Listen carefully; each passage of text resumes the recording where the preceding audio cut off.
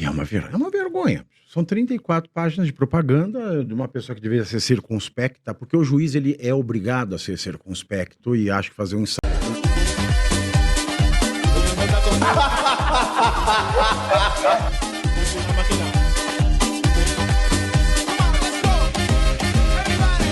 Ser afetados pelo tarifaço e passaria a incentivar a produção no Brasil. Exato. Mas isso é feito? Não.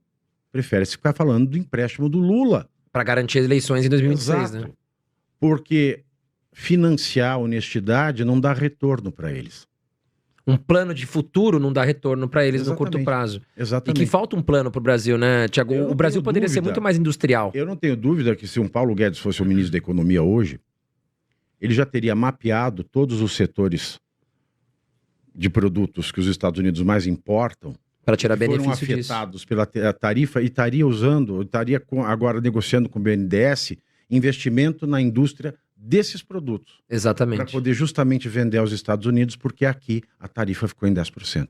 E não ficar esta palhaçada de discutir reciprocidade. Porque a única reciprocidade que pode haver é se o Brasil baixar imposto que ele cobra dos produtos americanos. E tá Exato. muito claro que o Trump quer enfraquecer a China. Que na cabeça dele, a China se enriqueceu muito nos últimos tempos. Ele até citou que o Joe Biden dormiu no ponto, né? Ele viu uma China crescer, muito financiada pela indústria americana.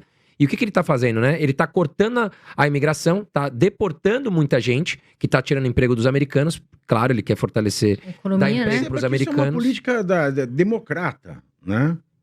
É uma política democrata, porque isso começou a acontecer de uma maneira irrefreável a partir do governo Barack Obama. Uhum. A partir do Barack Obama, nós tivemos, ano após ano, o consentimento, esse fechar de olhos para tudo ir para a China. Foram 8 anos de Barack Obama, 4 anos de Trump, com uma pandemia ao meio. Que não teve muita solução que fazer, era pra se preocupar com isso. E aí depois nós tivemos mais 4 anos de democracia. Então nós temos aí 12 anos de praticamente colaboração para que tudo fosse mandado para a China. Sim. Mas você não acha que uma hora esse tarifaço vai ter que ter uma resolução entre os dois? Não, haverá, claro. Porque eu só não sei quando, né? Mas Haverá. assim, eles ficam... são um braço de ferro muito forte, né? Exato. Uma hora eles vão ter que se entender, falar, não, Graças a Deus, é uma guerra comercial. Sim.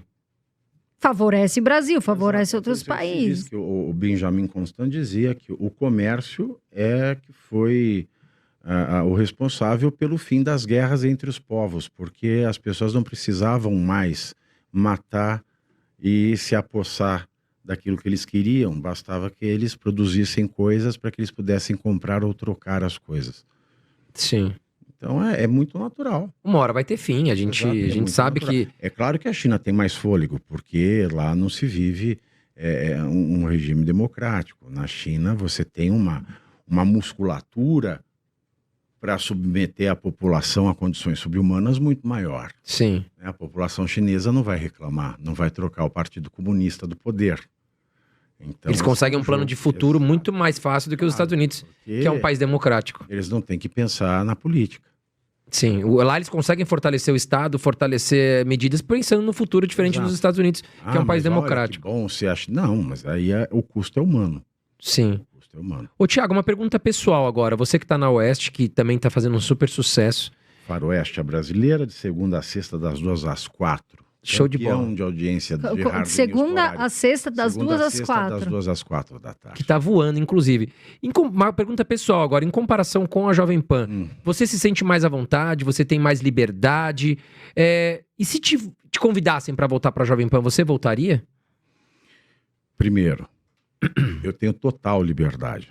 Não é mais, eu tenho total liberdade. Isso é ótimo. Segundo,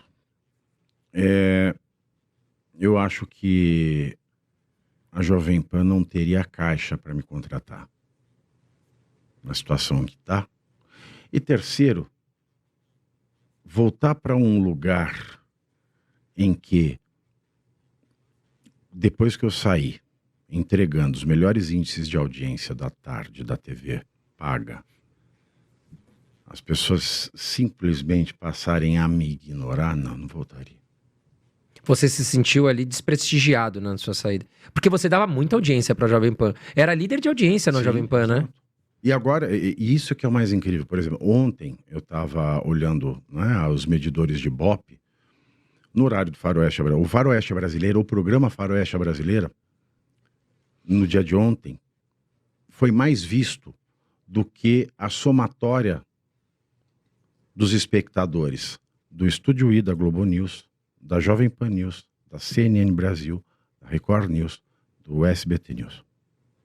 A força da mídia alternativa, né? Graças a Deus. E que é sincera, porque fala ali com uma transparência, né? A gente acompanha e vê que é uma transparência nas notícias. Até eu ia te perguntar, falando aqui, eu tava puxando aqui o assunto do Alexandre de Moraes, eu lembrei que eu vi você também comentar, puxando para esse outro lado. O Alexandre de Moraes fez um ensaio para uma revista, não foi? A americana? New Yorker. E na mesma época. Lindíssima. Na mesma época do. 34 páginas de perda de tempo a matéria. Mas e aí, o que você achou disso? Eu fiquei me perguntando, eu achei que era mentira quando me falaram. Falei, não, acho que não é verdade. Mas depois eu vi você falando e as outras pessoas, eu falei, meu Deus, é verdade. É ridículo. É ridículo. Se você vai analisar até as fotos, ele parece um vilão de filme. Como é que é aquele do...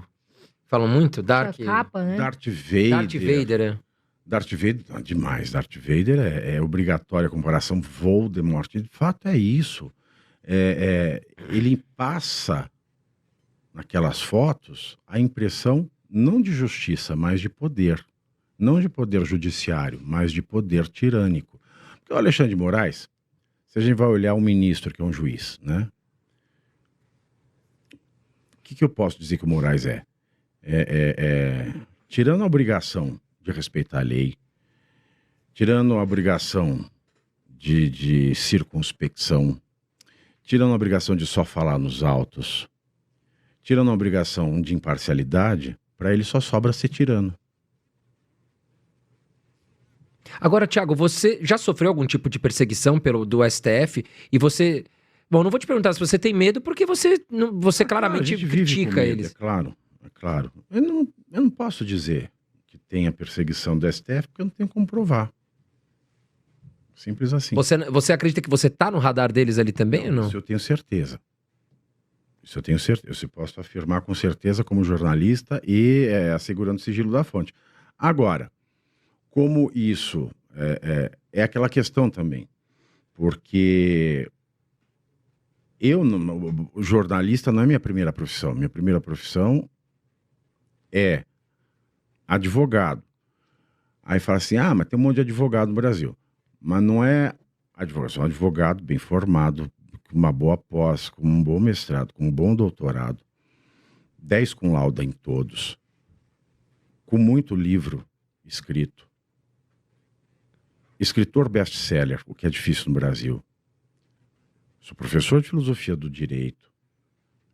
E calhou de eu me tornar, por conta desse momento em que nós vivemos essa selva de desinformação jurídica vindo dos ministros do STF, de eu conseguir vulgarizar, não no sentido de apequenar, mas no sentido de popularizar o juridiquês. E aí, é claro que eu não tenho a estatura do Nicolas. Mas se você soma, né, todas as credenciais, não é sem falsa modéstia, é objetivo, né, é o que eu tenho. E além do fato de dizer, imagina, prende-se um gay professor, escritor best-seller, jornalista e professor de direito. Estaremos voltando à ditadura, né? Não, propagandisticamente é complicado.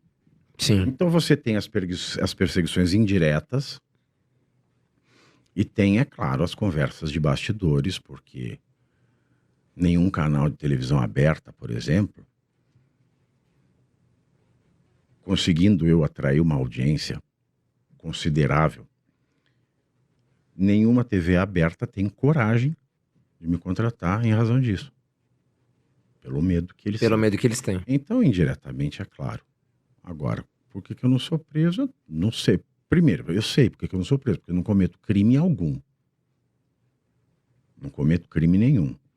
Você fala, mas você ofende, injuria, juízes, políticos. Não, desculpa, eu acho que ter crime de opinião. O povo ter que responder por crime de opinião por conta de político. Não, numa democracia, o cara que vai ser público, o cara que é político, o cara que é juiz do STF, o cara que aparece na imprensa porque lida com a coisa pública, essa pessoa não deveria ter direito, ter legitimidade para protocolar uma ação de injúria, difamação e calúnia. Porque ela está se colocando... Calúnia tudo bem, porque calúnia é você acusar alguém de um crime, né, sabendo que ela não fez.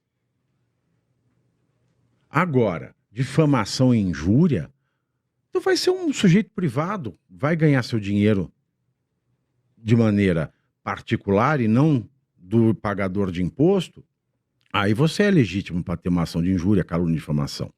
Injúria e difamação, aliás. Agora, o sujeito que é ministro do STF, que dá entrevista para a imprensa, que faz ensaio fotográfico,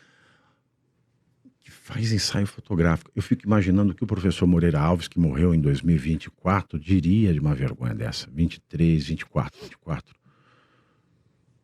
professor Moreira Alves foi o maior dos juristas brasileiros e eu acho que ele deixaria de dizer que um dia foi ministro do STF se ele tivesse visto, porque isso é uma vergonha. Mas o que falava a revista? Vergonha indescritível. A revista é uma propaganda do Alexandre de Moraes. Colocou ele como segundo pessoa com mais poder no Brasil, eu acho, né? Não, ele acertou. Não, mas não é depois do presidente. Eu acho que ela sabe isso, mas ela imagina que seja o presidente. Você acha que ele é a pessoa que tem mais poder no Brasil? Não. Quem seria? Não vou falar. Já entendi. Não dá pra falar, mas ele é o segundo. Não, mas também não é do crime, não. Tá? Mas tem uma pessoa mais poderosa que ele. Eu achei que você ia falar alguma... Não. Mas é alguém da política. Não é o Marcola. É alguém institucionalizado. Ah, tá. E é uma vergonha. São 34 páginas de propaganda de uma pessoa que deveria ser circunspecta, porque o juiz ele é obrigado a ser circunspecto e acho que fazer um ensaio fotográfico para ser a vedete de uma matéria de uma revista de esquerda de Nova York, de 34 páginas, uma matéria, 34 páginas de perda de tempo. Eu perdi esse tempo.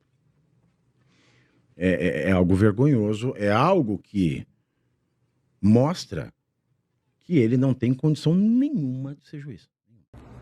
E você aí já está preparado para ter todos os argumentos para dizer que Marx não foi um cara legal, para dizer que o comunismo não é um lugar para diversidade, para desmontar essa grande fake news histórica da esquerda, que é repetida por nossos professores de história, de geografia, de sociologia, que é repetida nas universidades, que é repetida nos livros.